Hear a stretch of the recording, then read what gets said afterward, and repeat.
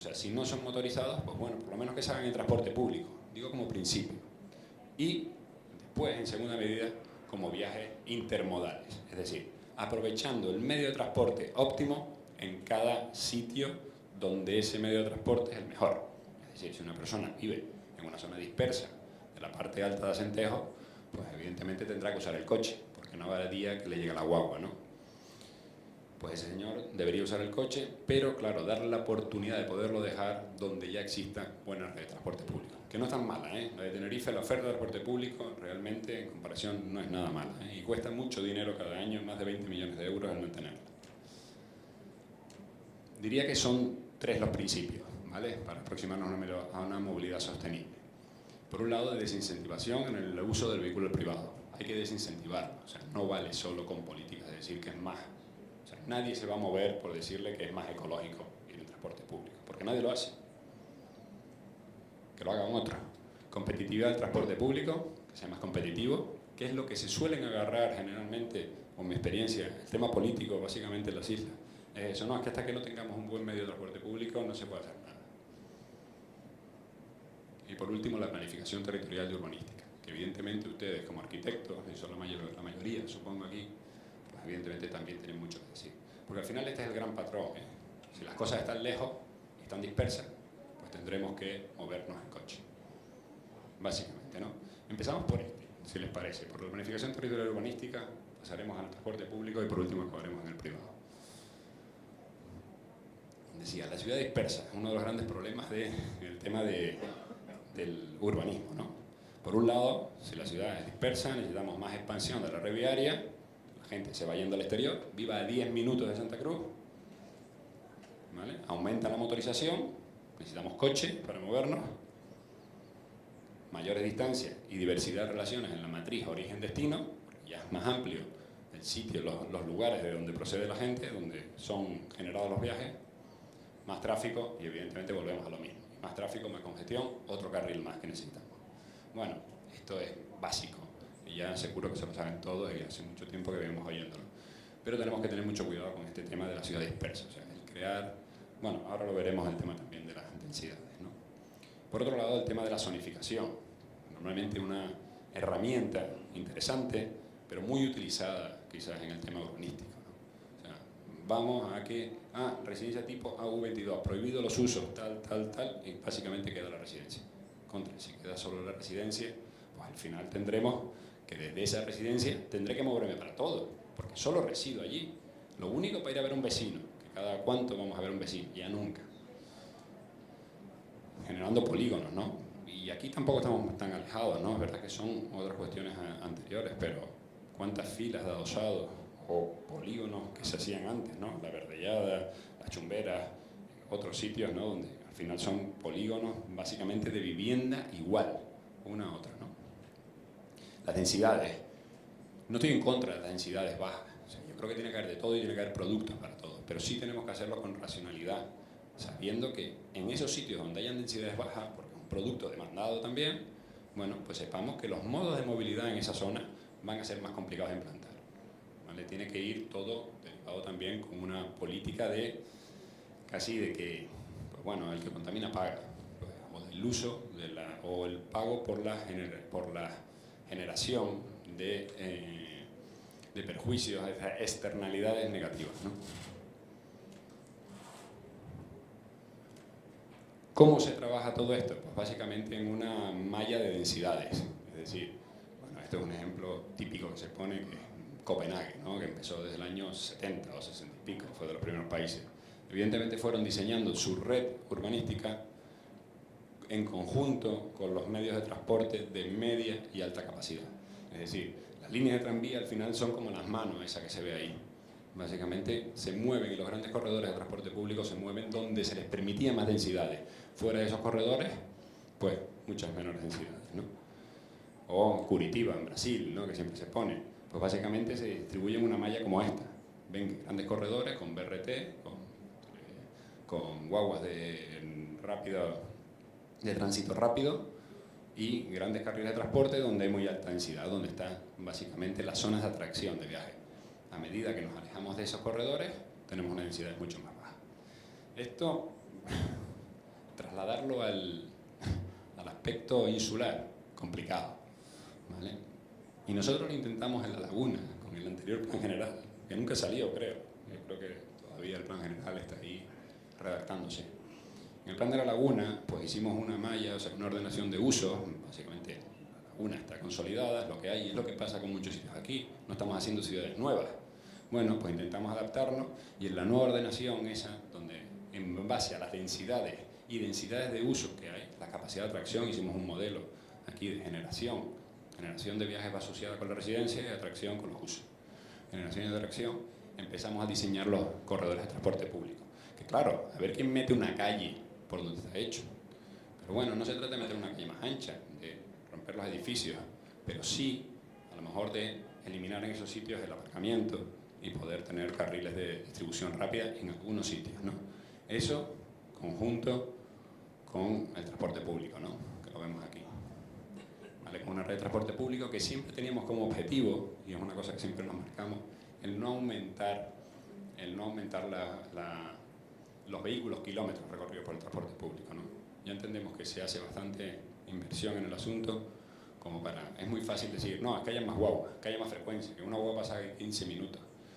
Pues nosotros realmente, como nos ha tocado también mucho trabajar para los operadores de transporte, nos damos cuenta de todo lo que cuesta eso, ¿no? Y es fácil cuando realmente, como al final ha acabado en una relación perversa, de que el operador de transporte dice, mire, yo voy donde usted me diga, dice el político.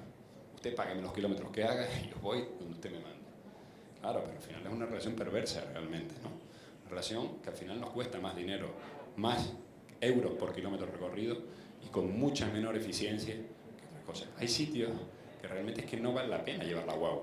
O sea, yo creo que es injusticia llevar la guagua casi, porque cuesta tan caro que el que usa el coche diría, oye, es que cuesta mucho más caro llevar la guagua a este señor que lo que yo puedo generar como externalidad negativa, ¿no? Bueno, esto es un gran debate que podemos. Esto, evidentemente, aquí planteamos una red mallada de transporte a la demanda. Transporte a la demanda es que nos era más barato el que la gente llamara casi a un taxi compartido en todas esas zonas que ven ahí en amarillo, que el pasar una guagua ahí diariamente. O sea, con los movimientos que teníamos ahí, bueno, pues que llame el taxi cada vez que le haga falta. Paga la tarifa de transporte público y al taxi se le paga la tarifa del taxi directamente. Intercambiadores. En el ámbito más local, esto es la zona de las cocheras del tranvía, ¿no? Básicamente taco. Nosotros marcábamos aquí, por ejemplo, soluciones y contras. ¿Cómo puedo actuar aquí en sitios donde realmente ya no se puede hacer nada? Porque ya básicamente la malla está. Bueno, pues planteamos al final una agrupación en zonas de macromanzanas, le llamábamos.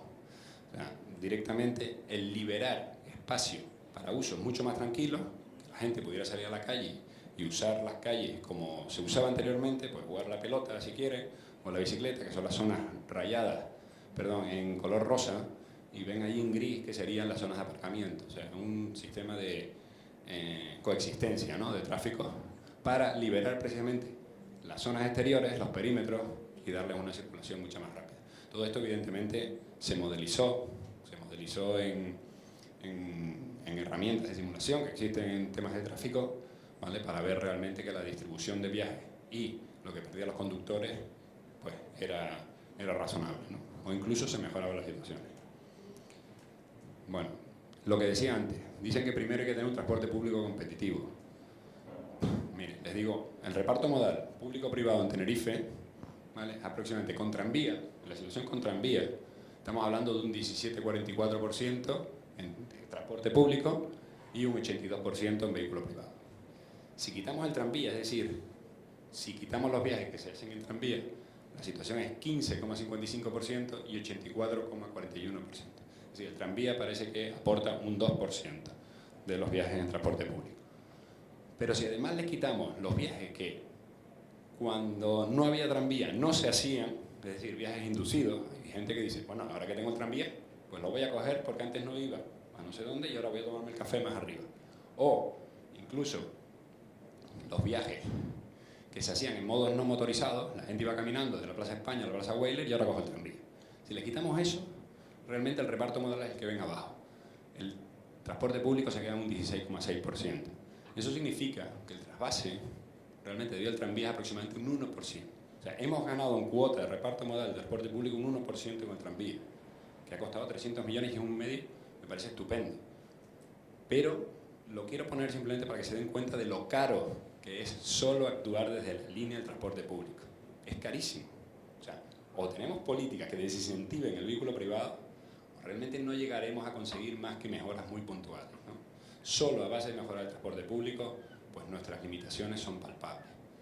¿Vale? Está muy bien, efectivamente, es un medio estupendo, muy fiable, pero conseguimos poco para el dinero invertido, ¿no? Si no hacemos otra cosa. Bueno, desde el plan de transporte de Tenerife nunca se ha llegado a aplicar, no se aprobó al final, definitivamente, se quedó ahí en un cajón. Se planteaba la ordenación de la isla, y la verdad es que lo pongo no porque tenga mayor interés, sino como que me comentaban un poco el interés de ver por dónde iba la planificación de los transportes en la isla, pues lo pongo. Realmente se planteaba la isla tal y como así, 2 grandes corredores de transporte público, podían ser ferroviarios, había un interés tremendo en ese momento por parte de la administración, ¿no? O sea, o un apoyo diría yo, un apoyo total al tema ferroviario, pero bueno, yo lo diría en 2 grandes corredores de transporte público, ¿no? Hoy en día se habla que en el norte se habla de un carril Busbao, básicamente, bueno, o de preferencia para el transporte público, vamos a dejarlo. Busbao solo hay uno en España, que yo sepa, que es la carretera a La Coruña, hace muchos años y cuesta mucho gestionarlo. ¿Vale? Una red intercomarcal de largo recorrido, de guaguas, una red intracomarcal, lo que decíamos antes, de que las movilidades realmente, o sea, el número de vías importantes están en el sur o están en el área metropolitana, ¿vale? Guaguas metropolitanas de mayor recorrido, tranvías, etcétera. Y por último, yo creo que lo interesante era que se aportaban una zona para la implantación del cuarto modo, que se llamaba, que sería el transporte a la demanda. O sea, con esto, o sea, en esta oferta de transporte no había ni un solo kilómetro más recorrido de lo que ya hay hoy en día. Lo que pasa es que con esto, al final, concluíamos que realmente el trasvase modal pues alcanzaba, yo creo que era, no creo que era mucho más allá del 6% o algo así, o 7% respecto al actual, pero simplemente era reordenando lo que ya había, ¿no? Y sin necesidad de construir cosas nuevas, porque en este momento no teníamos el tema del ferrocarril, que se puso también, pero realmente pues más o menos era igual. Intercambiadores de primer nivel, intercambiadores de segundo nivel y paradas de guagua. Bueno, ya les digo que no tengo. Conclusiones, decía, después de haber trabajado en el tema del urbanismo y en el tema de mejora de los servicios de transporte. Bueno, aunque existan buenas alternativas al transporte privado, no por ello los conductores dejan de coger el coche.